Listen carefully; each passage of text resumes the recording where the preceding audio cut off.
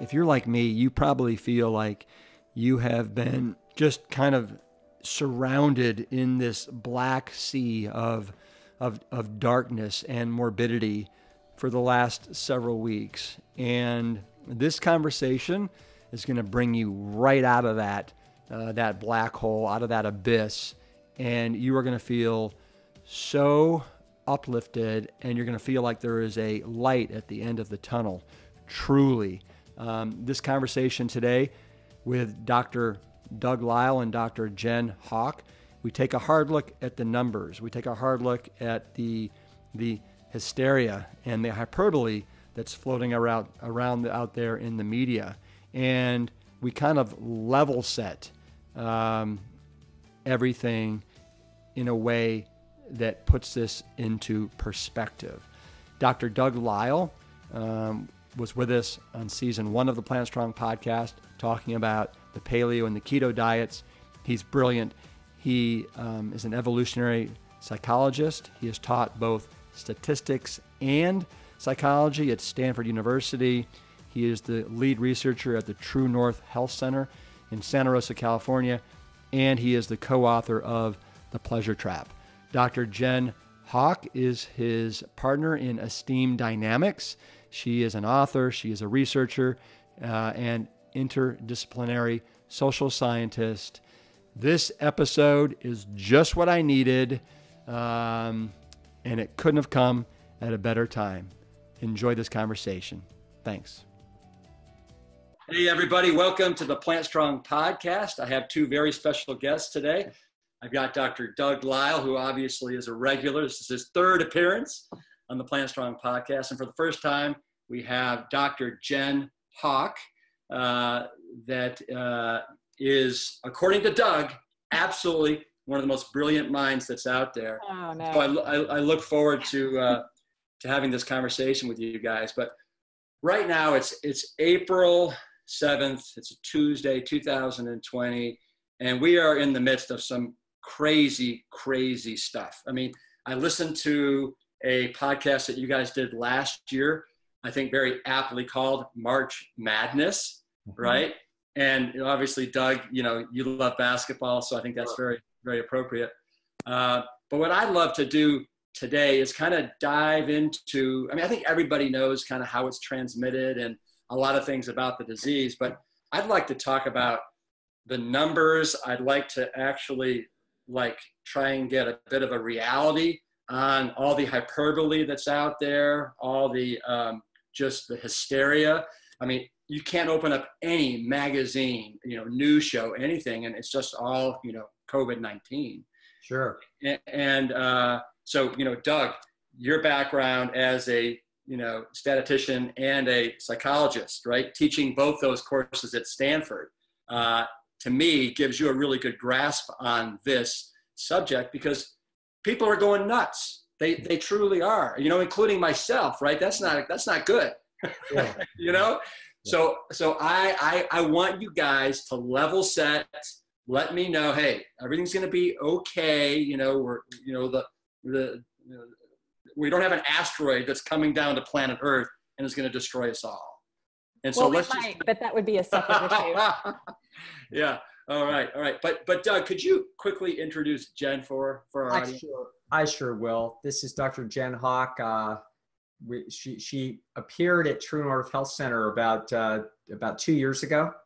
And so I knew that she came to us, she had contacted me before, and I said, this would be a good place for you to sort of settle in and get some, have a good place to work and to sleep and eat healthy food while you finish a massive doctoral dissertation at Harvard University. So Jen Howk is a brilliant scholar, and she is now my collaborator on everything I'm doing with Esteem Dynamics and a major book that we are writing together that will be due out next year.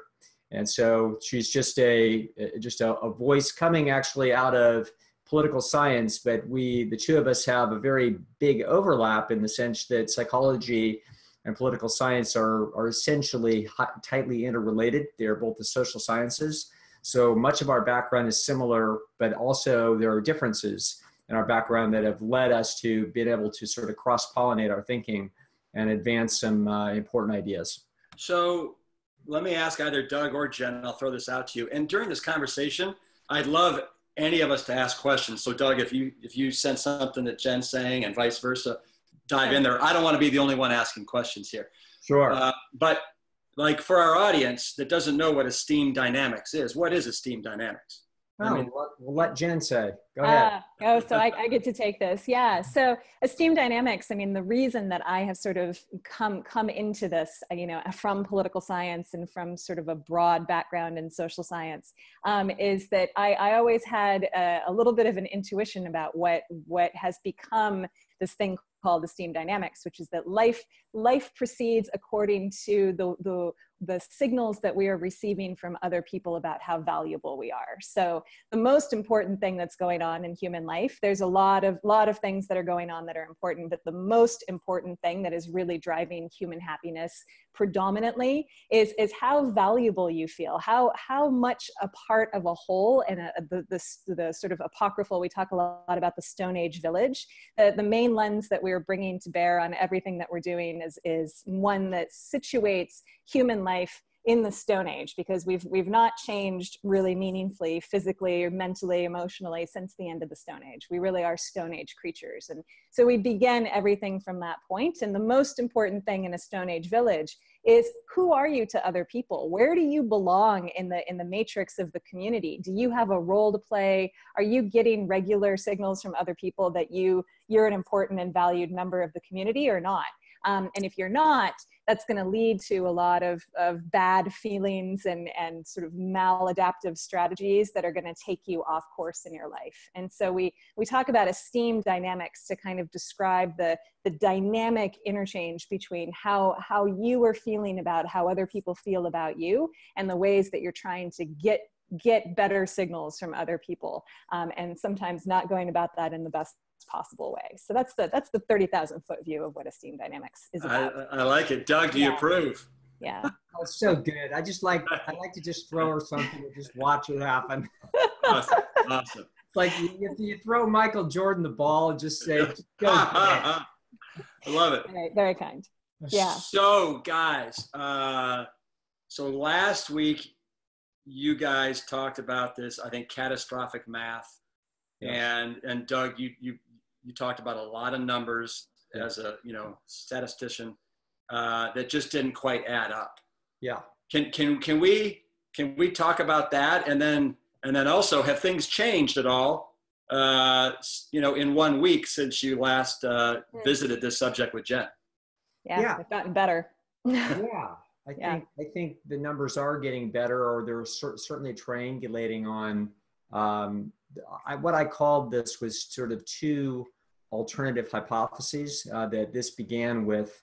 The experts have known that we were in trouble from early February. So around the world, including Dr. Fauci, there's a lot of people that have known for a long time that this was going to be a mess. They just didn't know how big. And so they were hoping for a modest-sized mess. And then as momentum gathered behind this thing, we could see that it was going to be a big mess. And sometime in essentially around the 1st of March is when they had to confront essentially two general hypotheses. One is that this is going to be a nasty flu season, maybe the worst on record, for a long time, since 1918 anyway. And that this is going to be bad. And the other is that this is going to be an utter catastrophe. And those two different hypotheses are essentially separated by two vague hypotheses that I'm going to call the 1% hypothesis, and the other I'll call 1/10 of 1% hypothesis. Okay. So the 1% hypothesis is the idea that if you're infected with this, you have a 1% chance of dying. Now, that came out of early data that showed, for example, in China, 80,000 people had been known to have been infected and 3,000 people died. So that is more than 1%. That's about 4%. And everybody knew that, of course, that would be an overestimate because there's people that they didn't test. So then there was, in Italy, in the first few waves of this, they could see as they were watching the death counts go up, and they didn't have that many people tested. Again, it was looking like it was over 1%. So at that point, a lot of people, a lot of smart people that I talked to were essentially terrified of this, because they look at these big numbers and it's very intimidating to see, 100,000 people tested positive and 1,000 people in that population have died. And you're looking at that and you're saying, well, that's one in 100. And so we're in trouble in America. And if you'll remember, Rip, even 3 weeks ago, coming out of the White House, they're saying, listen, this could be 1.5 million, i.e. close to 1% of America, actually less than that. But if 150 million Americans out of 350 million were to get this virus, and it was a 1% killer, then this would be 1.5 million. So this is a catastrophe. This is an utter disaster. This is, we lost 57,000 people in Vietnam. So if we were to lose 1.5 million, that's 25 times more people than Vietnam, for goodness sake. So, and all in a matter of a couple of months. So this would have been just a almost indescribable catastrophe. Now, and they knew that this was possible because the flu of 18, I think, took 10% of the population. I mean, it was 10 times worse than that. So it's not like infectious rages aren't possible. And so there's tremendous concern that this was a 1% catastrophe. That's why, Rip, you've seen the world lockdown. Okay, that's why, because of essentially the fear that we were facing a possible 1% or something like that. The virus doesn't have fine numbers. It doesn't slot itself into 1/10% or 1%. It could be 0.8. It could be 1.2. We don't know. It's going to be some sloppy number. But 1% was the catastrophic theory, and that drove the Imperial College of London to essentially advise Parliament and to say, listen, this could be the way it is, and we could wind up with 600,000 Britons, people from the UK dying, and a couple of million Americans. That was the report that got everybody terrified. Yeah, and do you think that, I mean, how much do you think social distancing and travel bans and, this quarantining has helped keep this thing at bay? Well, first of all, first thing that I would say is that I don't think the catastrophic theory is right. So I think it turns out that the flu, which we shrug off, but the flu is no joke, Rip. It kills it's the 1/10%. So the flu kills 1 in 1,000 people, not 1 in 100, which would be a catastrophe. But in America, we have about 50 million flu infections a year, and it kills 1 in 1,000. So it kills about 50,000 people every year. This looks, at the risk of saying something very politically incorrect, because nobody wants to be, everybody's trying to scream at us and say, no, it's not the flu, it's not the flu. Well, mathematically, it pretty well is looking like it is the flu. Now, the flu is no joke. The flu keeps the World Health Organization and worldwide health organizations in a semi-panic all the time, because the flu visits every year and it wipes out 650,000 people a year across the globe, and 50,000 of them are in the United States. This thing right now is approaching 70 or 80,000 deaths so far this season, and it very likely is going to wind up at 300,000 or 400,000. But globally. Is that globally. Not the U.S. Yeah. Globally. Yeah. Right. So wait, are you talking about COVID-19 or just the normal flu right now? No. In other words, the normal flu will take its 650,000. The normal flu has caused more deaths in the United States than COVID-19 so far this year, by a lot. Okay. But we know we can't do anything about that. We're doing it. But how are they able to separate people that are dying from the normal flu and people that are dying from COVID-19? It's a really good question. Yes. Probably not that well. To some degree they are, but it's probably not always being diagnosed really precisely. So there almost certainly is some overlap there. Okay. The difference, of course, is that COVID-19 is compressed into this little 2-month window where all of the deaths are happening essentially within the 60-day period, and the normal flu season is drawn out over the course of the entire year. So the same, you're seeing sort of the same mathematical proposition, but it's happening much quicker with COVID-19 because it's new. There's no immunity in the population. It's just blasting through the population very quickly. So it looks like this out of control train that's just steaming ahead that's never going to stop. But it's behaving exactly the same as the flu. It's just sped up. Mm-hmm. Mm-hmm. Yeah. There's another thing about it, Rip, that makes it extra scary for everybody. And that is that that there's a little capricious aspect to this. And there's a capricious aspect to the flu too. Now so the flu, most of the people that die of the flu are going to be elderly people that are ill. And it's going to hit smokers really hard. And it's going to hit people that are in generally poor health really hard. And that's true. We all know this. And so grandma, who's, got diabetes and is 77, and she's not in very good condition anyway, and she's had a stroke a few years ago. So she's not a very healthy 77-year-old, goes to the hospital and has the flu and dies. And so we look at that as normal and reasonable and sad. But had she not died of the flu, she might have lived another year or 2, maybe 3, but probably not.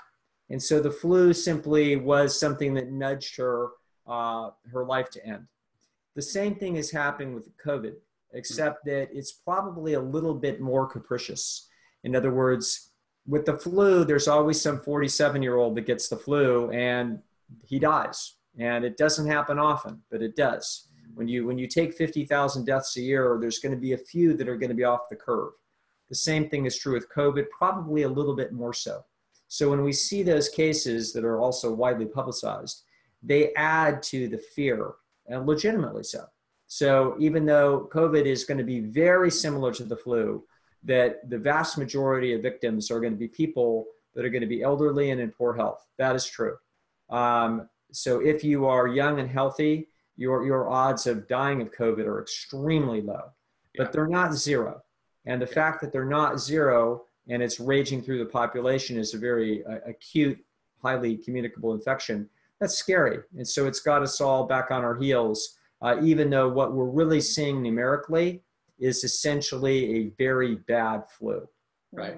We're not seeing a monster catastrophe. We're seeing a bad flu, and it's all coming at once. Well, the CDC, I think, just came out yesterday and said that 94% of the deaths so far are those that already have an underlying health condition. In Italy, it's 99%. Yeah. Wow. Yeah. So almost everybody who's dying from it has something else going on. Some comorbidity is happening. They're not, and it's not to say that it can't, like Doug is saying, that it can't strike otherwise healthy people. And when it does, you can bet that those are going to be the stories that are shared on social media the most. Those are the ones you're going to hear about. Otherwise healthy 39-year-old comes back from vacation and falls sick and is dead a week later. That's, I was raised by 2 journalists, and I grew up with the mantra, if it bleeds, it leads. And that's what's happening.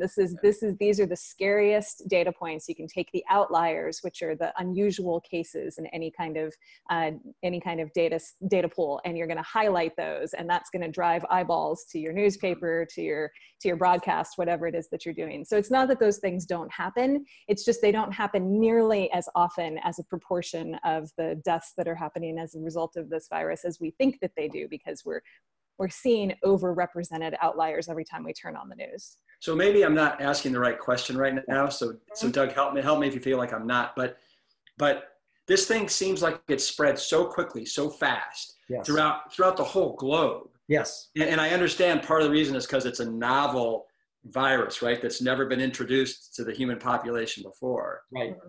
And obviously it fortunately is not killing that many people. Maybe that's one of the is that one of the reasons why it's spreading so fast? Actually, probably is so. In other words, it's not killing the hosts very often. It's looking more like a 1 in 1,000. And And so as a result, when it's passes easily because it's essentially, well, like the flu does. In other words, the flu doesn't kill you and you hang around with it and you still go to work and then you sneeze and then you infect everybody at your workplace. That's super typical. That's why we get 50 million infections a year in the United States. And so this is doing the same thing. And as you say, Rip, because it's novel, that's why they call it novel, i.e. it's new. So nobody's got any immunity. Now, next year, a huge amount of the globe is going to have immunity. So when this thing revisits us next year, even if we don't have a vaccine, we won't see, we'll see something similar, but it won't look like this. It will be, if this thing winds up taking 300,000 lives this year and the flu took 650 worldwide, that wouldn't be a bad guess as to what's it could be more. It could equal the flu. Okay, so if it does, the following year will undoubtedly be less because there'll be so many people walking around with immunity. Many Americans now have had this, and many more are going to get it. Although the lockdown orders are definitely going to mute this thing down, and they can, and they are. They're having a substantial impact on the fatality projections, as we speak. Well, do you guys? So you feel like everything that's going on right now, as far as the social distancing and everything, is warranted and is smart? Oh yeah, you can watch. We've been watching these models coming out of particularly a bunch of nerds at the University of Washington, which is where I did my undergraduate degree. So I have a special soft spot for those particular nerds. That the University of Washington Medical Center has been producing incredible projections, state by state projections, and you can watch them changing day by day as they control and account for increased social distancing through May. And it's made a huge difference. It's declined the overall death toll that they're predicting. It's moved the sort of peak date that every state is facing. Every state is sort of looking at one day on the bell curve where it's going to be the worst that it's going to get, and then you're going to see fewer and fewer deaths. So this pandemic, like every pandemic, like every statistical phenomenon, is going to behave in a bell curve. It's going to climb up a hill and then it's going to decline.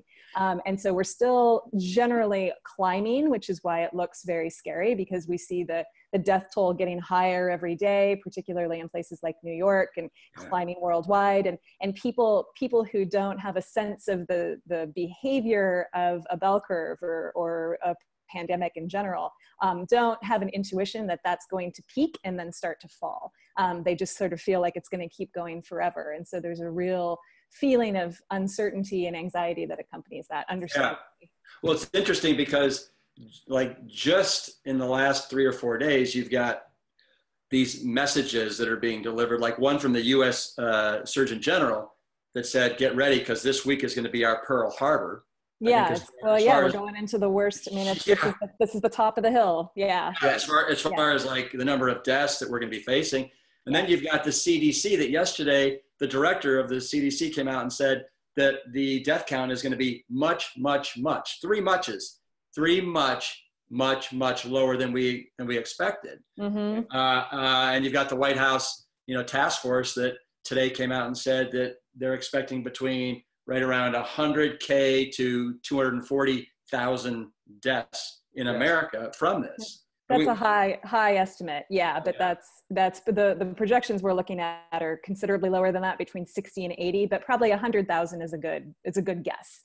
So that's what it is, and that number will climb. I mean, every day if you open up your newspaper, look at CNN, it's that the little ticker is going to get higher and higher, more and more deaths, and so that again, that's not. You don't see fewer deaths happening, but you see the rate declining. You see fewer new cases. You see fewer deaths per day. So that's what you actually want to be looking at. You don't want to fixate on the number, the ever-growing death toll. If we had that with the regular flu season, people would live in terror year-round, because it's very similar. It's a very similar. We're talking similar numbers, similar transmission rate. When we say that this is like the flu, we don't mean that the experience is like the flu, because this is a nastier bug. This is a rougher way to die. This is a tougher experience for people, particularly vulnerable people. But mathematically, it's very much like the flu. And if people were being confronted with those numbers and climbing death tolls and headlines screaming, United States faces highest death toll yet, you know, and having, especially combined with these social distancing measures, you'd have a very, it would be a real social disaster for people. So this is a unique situation that's contributing to a lot of strange psychology. Yeah. A lot of difficulty. Doug, do you want to revisit at all how you kind of put the math together last week and we're just like, this doesn't add up? Well, I'll tell you what, I did something different because I think it's more important for your folks. Yeah. So I wanted to, what Jen was just explaining was how to look at the news and how not to look at the news. Okay.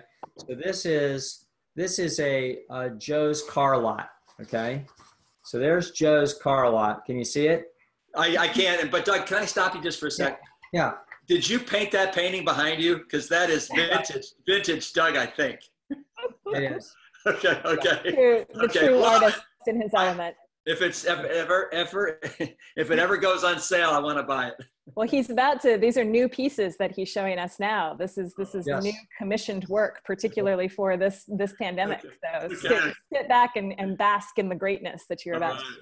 All right. Here we go. Joe's. Oh, back to car Joe. lot. Back to Joe. So here's Joe's car lot, and we're seeing his annual sales, and it starts in January, and then it goes through December, and this is the total. And notice what the graph looks like. Now, can you tell people what the total is for people that aren't watching this on YouTube?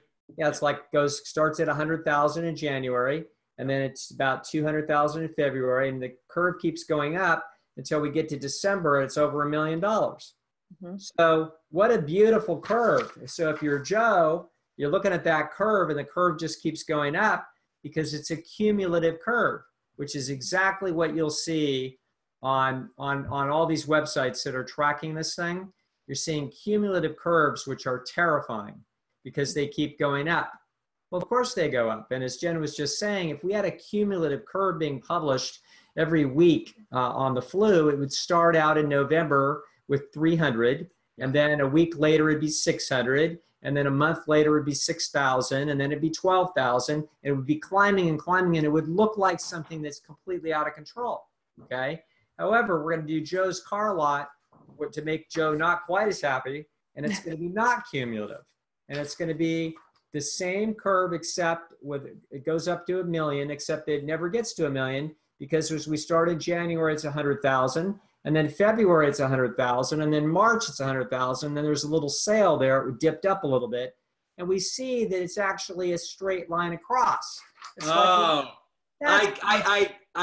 get it. The light bulb just went on in my head. Seriously. Yeah. Got it. Good. So now it's not so exciting. You're like, oh, well, it's November. We're making the same $100,000 of sales every month. Okay. So cumulative graphs are terrifying in an epidemic. And that's what everybody's watching, and that's what you shouldn't be watching. What you should be watching is the day-by-day curve, and this is what the day-by-day curves look like. So we have now two fantastic examples of day-by-day curves right now where essentially the population is largely through the crisis. Here is Spain as of today. So Spain, you see a curve in early March. There's almost no deaths. Up there, the scale is about 1,000 a day is the height. Yep. They reached that height about a week ago, okay? And now for the last week, the curve is a bell curve that is now past its peak, and it is now turned and it's headed south. So that you can see that in 2 weeks, Spain will have almost no deaths taking place. It's almost over for Spain. So Spain is at about 14,000 deaths. They are headed for 20,000, Rip. And we will find that will be the end of it.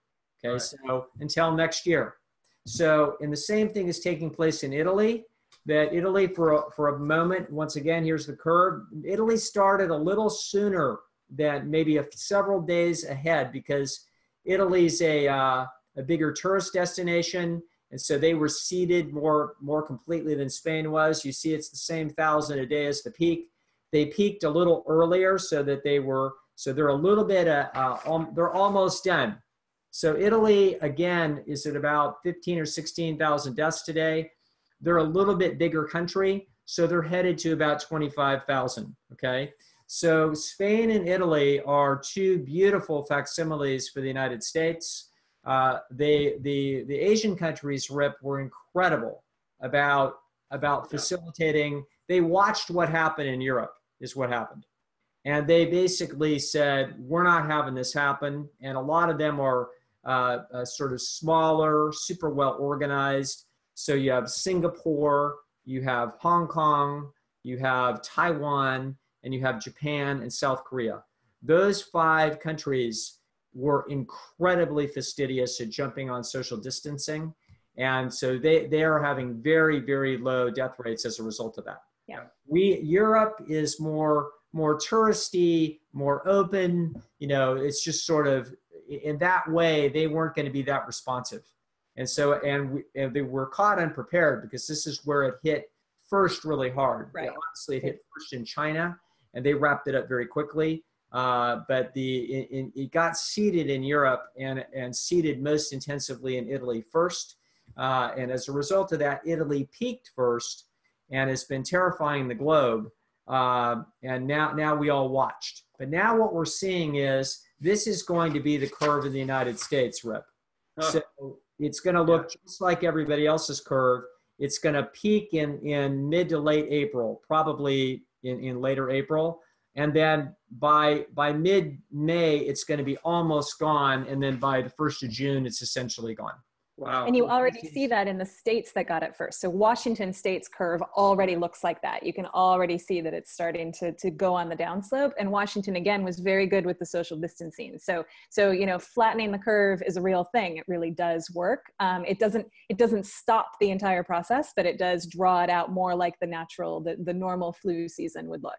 And that's what you've seen in Washington and other states that have already peaked already. You see New York and New Jersey are peaking right about now. So you're going to watch their curves start to decline in the next week or so. And this is going to just repeat throughout every state as it has gotten it, sort of as it's traveled through the US, which is a very vast territory. You also have individual states making their own kind of policies with social distancing. So this is, as a political scientist, this is the promise and perils of federalism, is that the states can kind of make their own way with this kind of thing. And you're going to see a diversity of outcomes as a result. So I know a lot of political scientists who are probably very excited about the data to try to, you know, they're going to be writing papers about this for years to come, about the results of federalism on public health outcomes. But this is what you're going to see. And then cumulatively, the whole curve for the United States is probably going to peak, like Doug was saying, somewhere between April 15th, April 20th, and you're just going to watch the rates decline. So, but until then, you're going to be seeing that cumulative curve.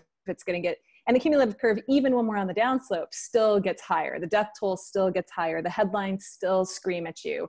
It's still very scary if you don't understand the bigger picture. Yeah, it's interesting. You mentioned Washington State. It's not even in the top 10 right now of the states with the most cases going on. Right.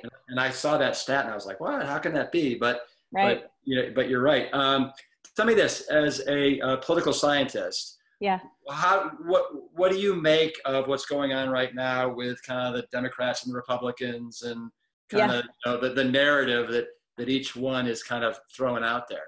Yeah, well, I think you're in an election year, which is going to incentivize a lot of extreme behavior. You know, so you've got in general one rule, one of the classic rules that we have in political science. We don't know much in poli-sci. We sort of are flying by the seat of our pants most of the time. But one of the things that we know for sure is that incumbents don't like chaos. So the incumbent is the person who's up for re-election. So Trump right now is our incumbent.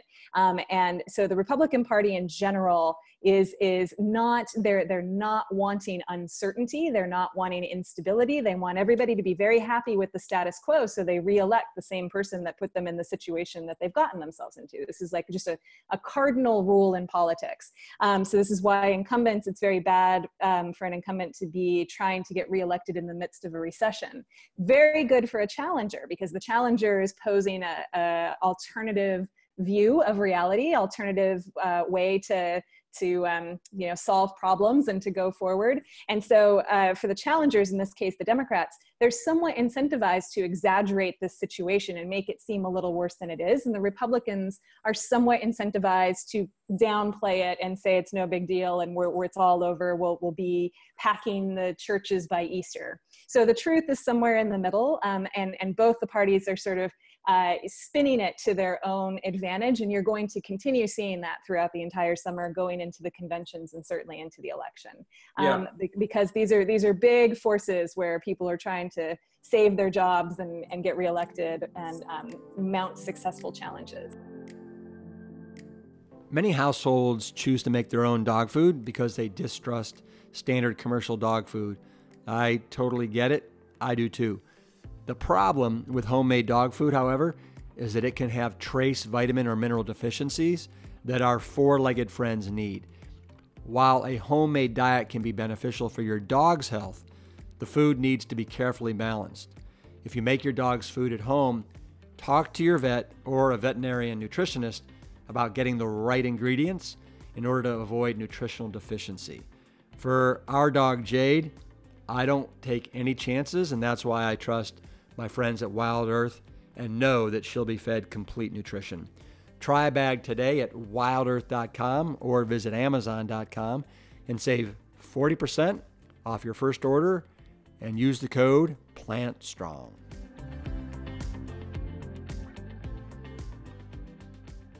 I mean, I have never, I'm 57. I know, Doug, you're maybe 58, maybe 57.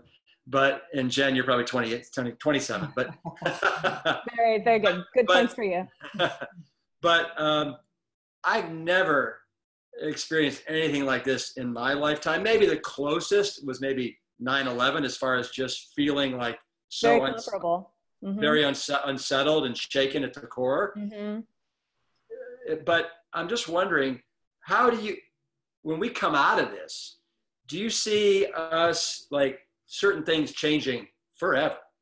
Like just because this has hit us at such a, gut level, so many of us, or Doug, you think in a couple of months, it'll be back to normal? Yeah, I don't think so. I think 9/11, strangely enough, was more graphic and, just has images in it that this doesn't have the imagery. This has numbers and a bunch of talk and people walking around with masks. But it doesn't have the imagery that 9/11 did. And also 9/11 then resulted in very dramatic changes. It instantly made travel way more cumbersome. Yeah. So now we have to have a new administration, the whole new part of government has to come in and be instituted. And so now we have to have everything checked. Now there's lines at the airports. Now we've gotten used to it. But that was a pretty big change that had to take place. Here, once this is gone, like right now we're in the midst, it's kind of like when you're in the middle of a storm and it's a really heavy storm and you're thinking, my God, is this ever going to end? The rain just keeps coming. Well, it doesn't. And when it ends, it's like, it's sunny out there. And never happened. It's like, what do you know? It's all over. And that is going to be the experience of Americans by the middle of May. We're 5 weeks, we're actually about 3 weeks out from a whole bunch of America having that experience. New York is really in for it here in the next week. And, California is coming up and Texas is late in the game. And so, when New York is already just absolutely chomping at the bit, wanting to party, Texas is still going to be locked down. And so this is going to, but this whole thing is going to be passed. And I actually don't think, what you will find is you'll find government, the United States government and the Europeans are going to have to now take this threat vastly more seriously than they ever have. And so there were people in the know in the US and elsewhere that knew that we were not well prepared and they knew that we were in trouble, but this had always been the case. We had dodged things with SARS and so there's whatever you call these things. And then there have been epidemics before but they have never been this catastrophic, really. And so as a result, this is, Jen and I have talked about this. We've talked about how this is actually an extraordinary, it's not a full dry run, but it's something like that. Talk about that, Jen. Yeah, so this is, Yeah. you know, there's a lot of policymakers have long been aware that this is kind of the threat of some out of control pandemic. I mean, this is animated many a Hollywood blockbuster, you know, this is present in the imagination of many pointy headed bureaucrats out there making decisions about day-to-day life for Americans and throughout the world. And so here we're kind of confronted with it, and we're watching what works and what doesn't work in real time. And so Doug is, you know, we've talked on the podcast, there's the basketball coach, John Wooden, has this great line, you know, when you lose the game, don't lose the lesson. So there's a lesson from this whole thing where once we get out of the sort of moment of great uncertainty where everybody's just feeling like it's going to go on forever, the center of the storm, as Doug is saying, and we realize, okay, that it passed and it was not as catastrophic as we thought it was. But, you know, the more conscientious of our decision makers and our policymakers are going to keep in mind that for the next time, there are some things that worked and some things that didn't work and some things that we're really going to want to make sure that we implement very quickly.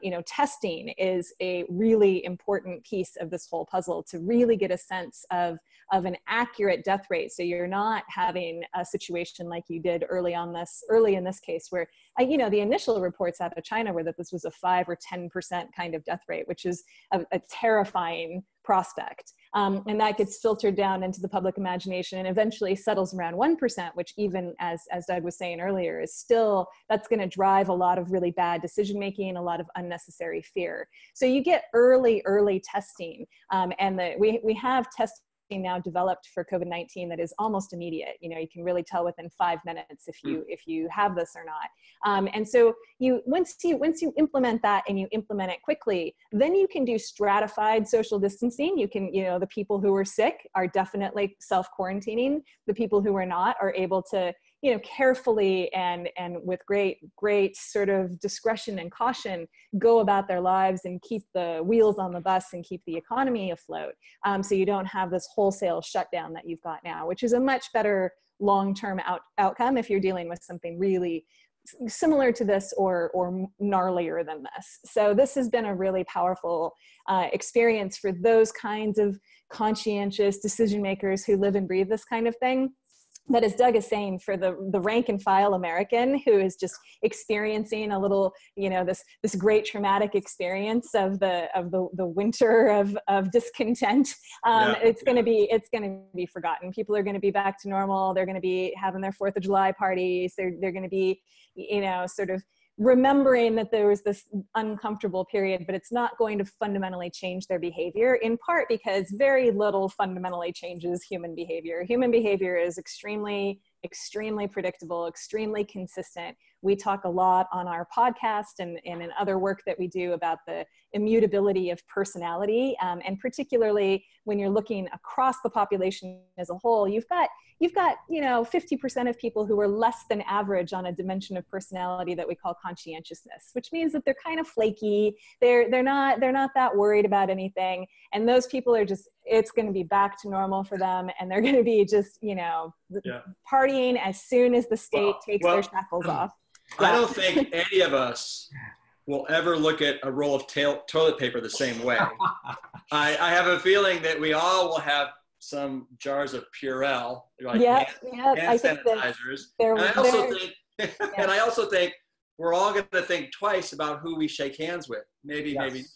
For a while, I think you'll see an extinction curve with that. You know, there will definitely be a little bit of sensitivity to that, and you'll see it more predominantly. I mean, you're self-selecting with the people that you hang out with more conscientious people, higher IQ people who are paying more attention, obviously like the listeners of this fine podcast, but that's not representative of the population as a whole. You've got to remember that you've got a lot of people out there wandering around who this was a blip in their experience, and they're going to go back to the equilibrium of what makes them feel good and what they want to do every day, and that they're going to go back exactly to where they were.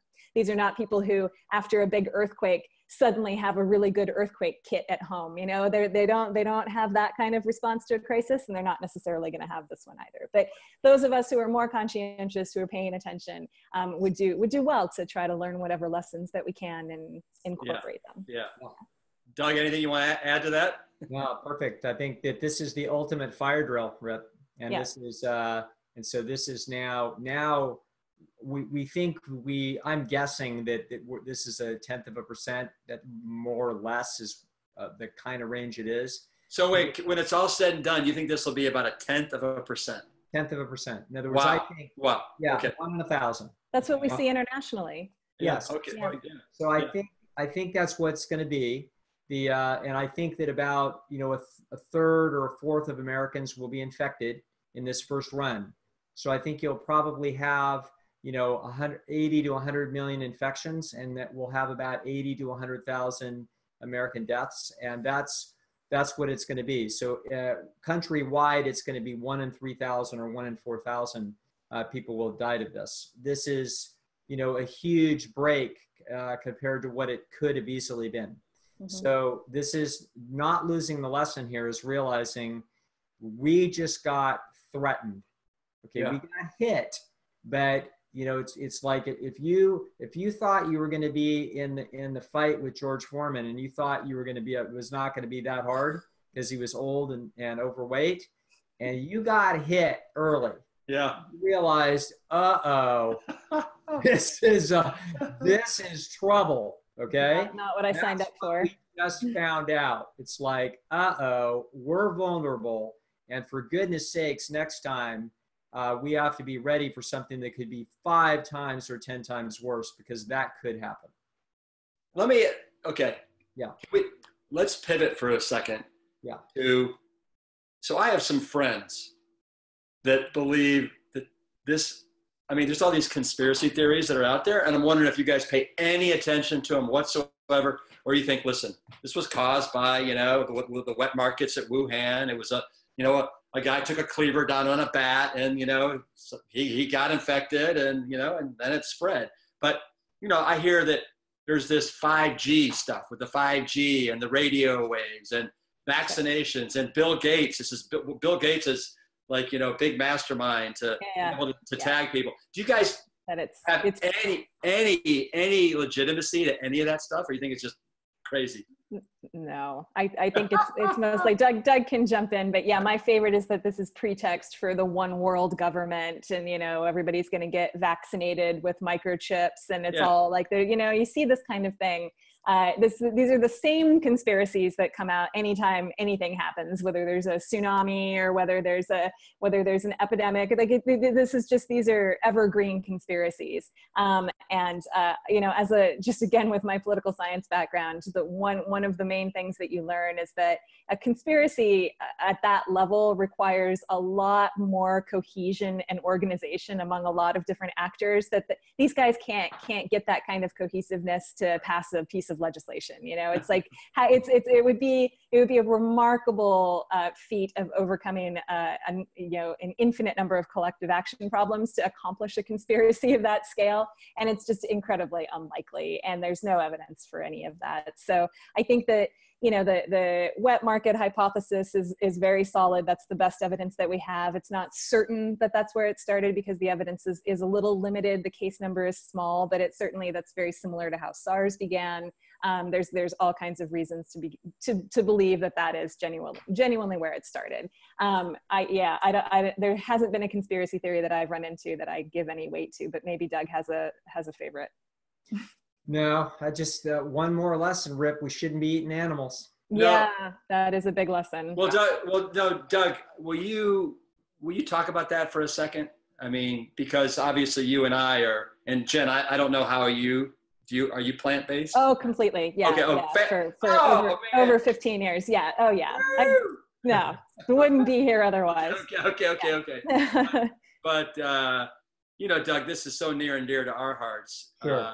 Could you like maybe speak to this for a second? Yeah, I mean, it's just a lesson that that has been around for quite a while now. So, certainly for the 20th century, the scientists have known that this is just an ongoing cauldron of a mess. We now live, Rip, in a very bizarre, unnatural world shaped by the human hand. And we try to compromise all different kinds of things. We can't go back and lower our population. We just have to limit it as best we can and be as intelligent with the environment as we can. But probably the biggest, certainly there's people that are concerned about general carbon footprint and industrialization, et cetera. That's a whole different argument. My main thing is the very easiest thing that we could do to limit threats to both the general environment and to humans is to vastly reduce the animals that we essentially raise and herd and slaughter. And it's like, to me, not only is it obviously incredibly inhumane to the animals, but it's also dangerous for us, not just individually, but collectively. Yeah. And so this is where you see it, that these poor animals are not designed to be herded in herds of 100,000 or 1 million, living right next to each other and in incredibly inhumane and dirty conditions, and then have human beings come in and slaughter them and eat them.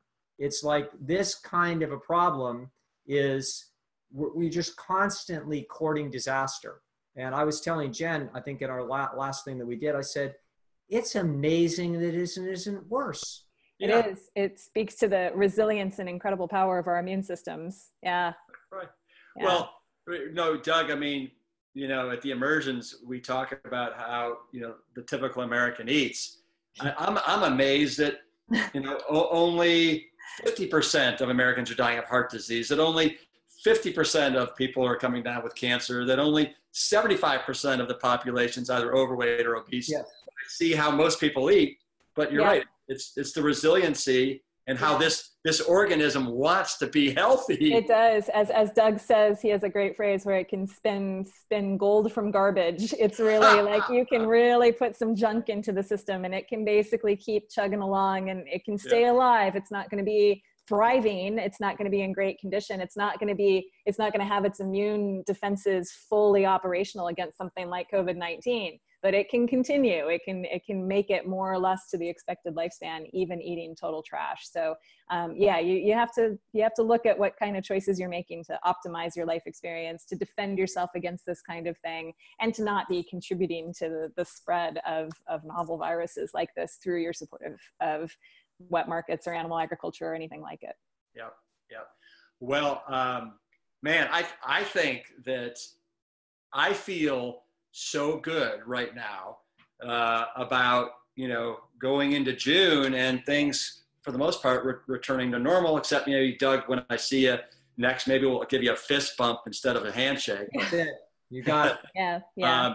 But you guys, this has been fantastic information. Truly, I think that we all needed a nice heavy dose of a bit of a reality check here to get away from the hysteria and the hyperbole and all the narrative that's just sweeping around right now. So thank you for giving us this dose of kind of reason, really.